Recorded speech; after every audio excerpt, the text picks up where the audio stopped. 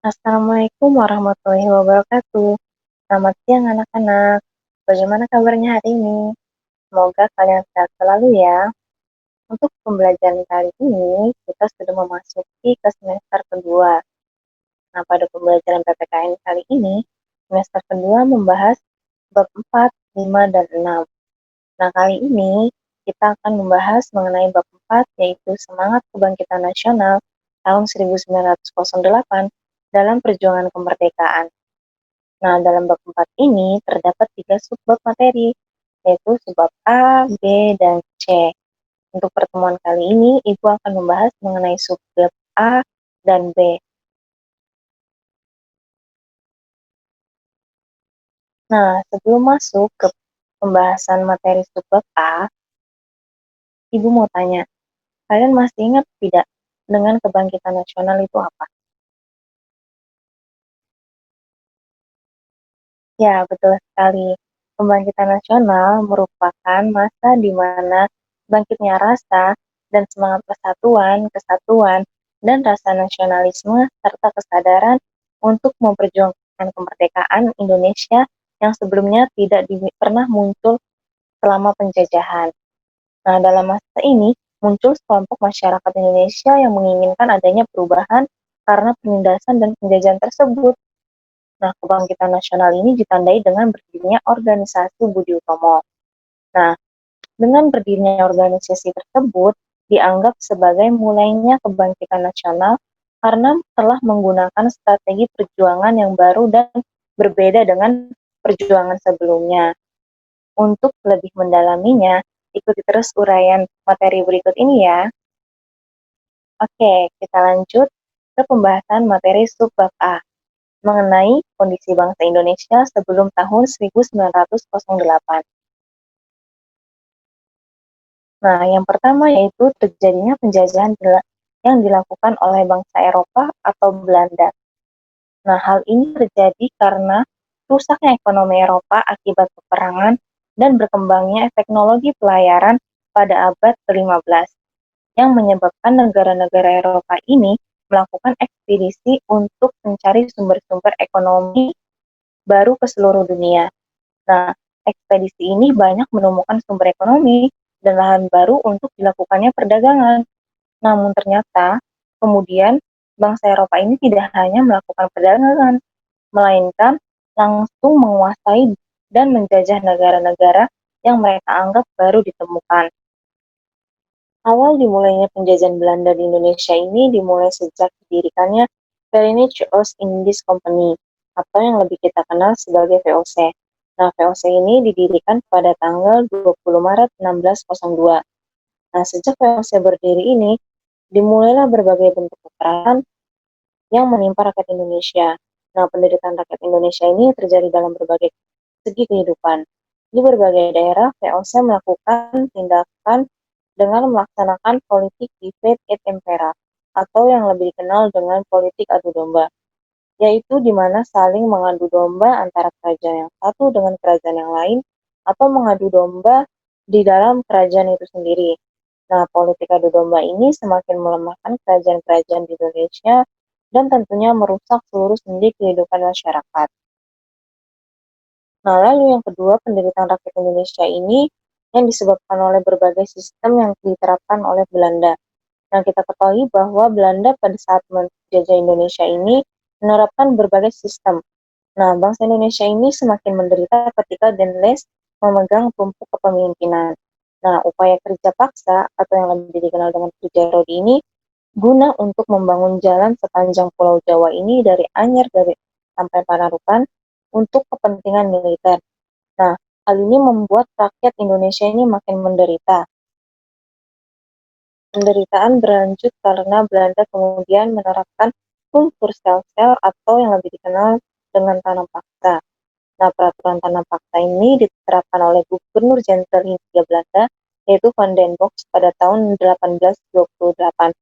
Nah, sistem tanam paksa ini mewajibkan rakyat menanami sebagian dari sawah dan atau ladangnya dengan tanaman yang ditentukan oleh pemerintah dan hasilnya diserahkan kepada pemerintah Belanda. Nah, tanam paksa ini menyebabkan rakyat diperas bukan hanya tenaga, melainkan juga kekayaannya. sehingga mengakibatkan banyak sekali rakyat yang jatuh miskin.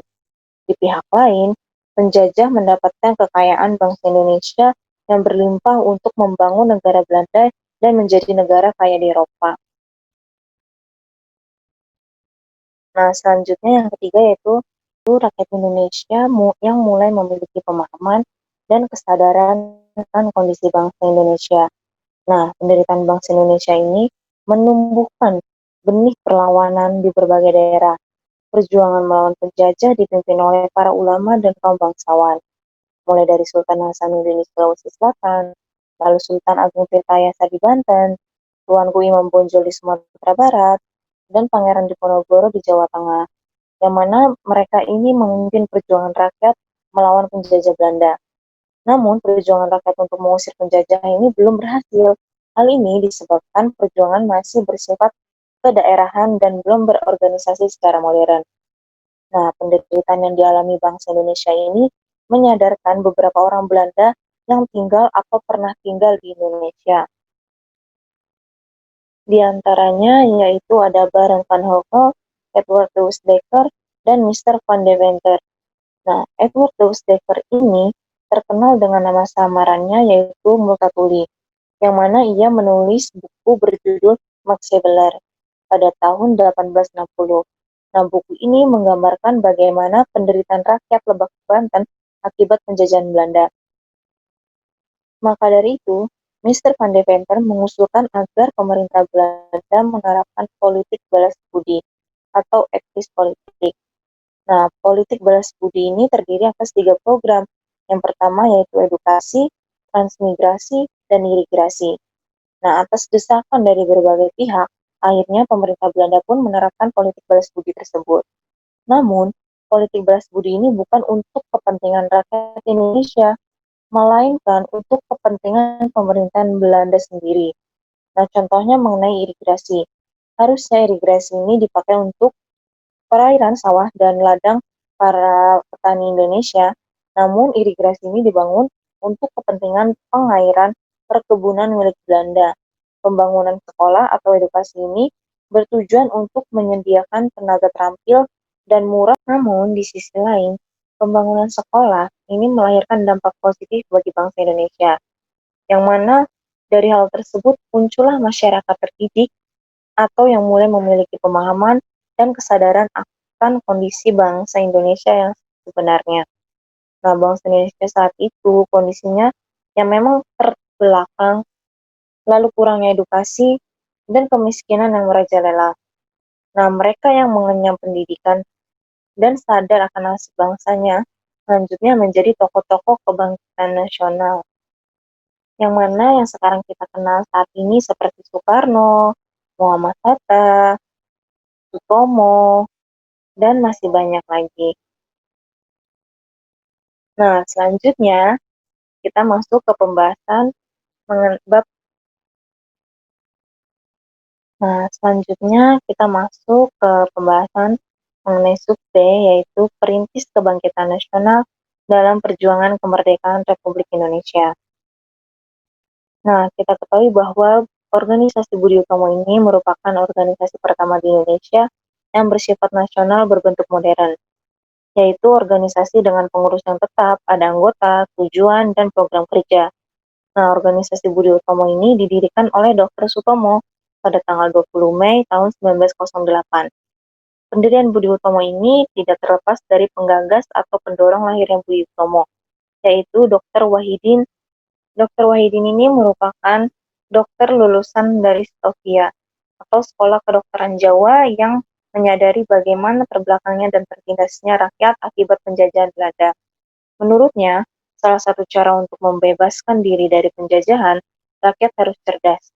Untuk itu, rakyat harus diberi kesempatan untuk mengikuti pendidikan dan pengajaran serta membentuk kesadaran kebangsaan.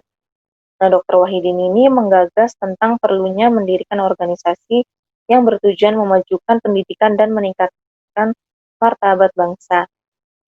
Program dari organisasi Budi Utomo sendiri ini ialah mengusahakan perbaikan pendidikan dan pengajaran.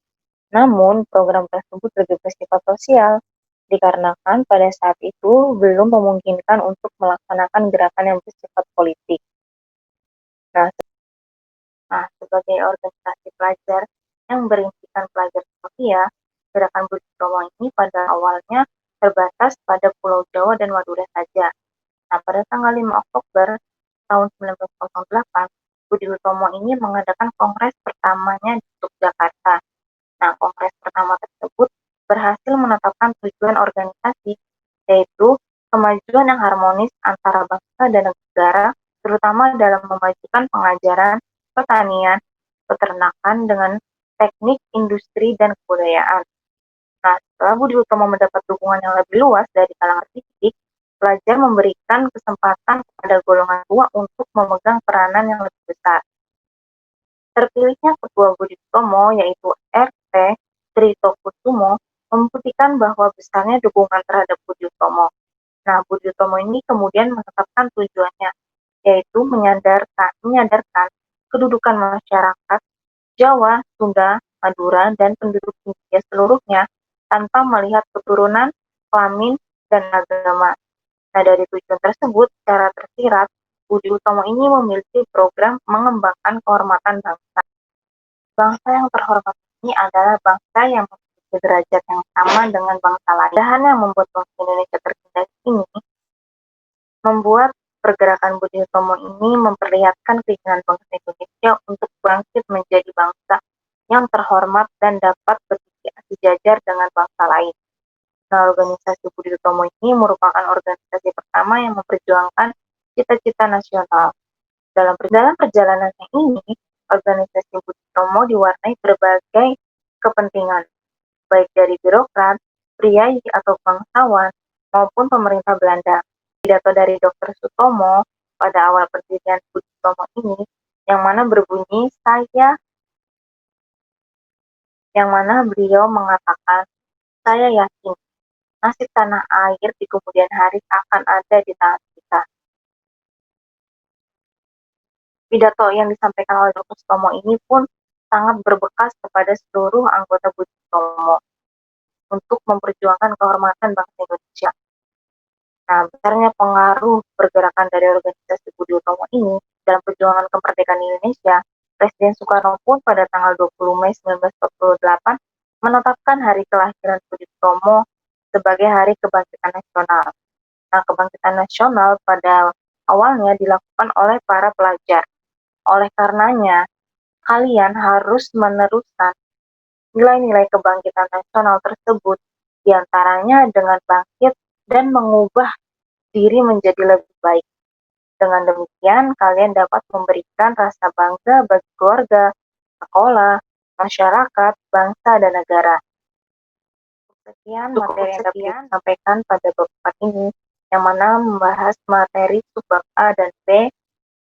Kurang lebihnya mohon maaf. Wabillahi taufiq wal hidayah. Wassalamualaikum warahmatullahi wabarakatuh.